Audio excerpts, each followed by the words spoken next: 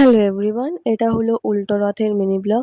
আমি জানি বিগত অনেক দিন হয়ে গেল আমি কোনো ভিডিও পোস্ট করিনি। অ্যাকচুয়ালি আমার এমন ঠান্ডা লেগেছে যে আমি বিছানা ছেড়ে উঠতে পারছি না, শরীরটা এতটাই খারাপ আমার। তো ব্রেকফাস্টে আমি বয়েলড এগ আর সাথে নুডলস নিয়েছিলাম, আর আমি শুয়ে ডোরেমন দেখছিলাম আমার ফোনেতে, কারণ আমার শরীরটা এতটাই খারাপ ছিল বলে বিছানা ছেড়ে উঠতে পারছি না, যেটা প্রথমেই বললাম। আর আমার ফ্রেন্ড রিসেন্টলি আমাকে শ্রাবণ মাসে উপলক্ষে আমাকে গ্রিন কালারের ব্যাঙ্গেলস গিফট করলো। আর ব্যাঙ্গেলসটা আমার যে কি ভাল লাগছে পরে, তোমরা জাস্ট খালি সাউন্ডটা খালি শোনো।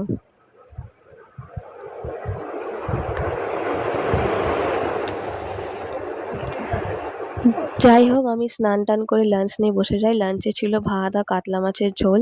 তারপরে লাঞ্চ করেই আমি পড়তে বেরিয়ে যাই। আর আমি লেট, তাই জন্য আমি তাড়াহুড়ো করে পড়তে বেরিয়ে যাই আমি, যা হোক করে আমি।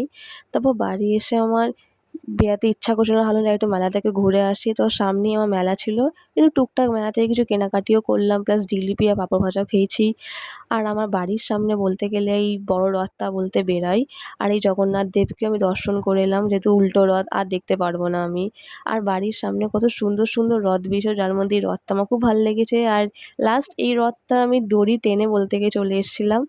যাই হোক, তারপর বাড়ি এসে আমি এই দুটো কানের আমি দেখালাম মাকে। এই কানেরটা আমি মেলা থেকে কিনেছি। আর ডিনার করে আমি উঠে দেখছি যে আমার চোখটা ফুলে গেছে, এমনই ঠান্ডা লেগে আর আমার আবার জ্বর চলে এসেছিল।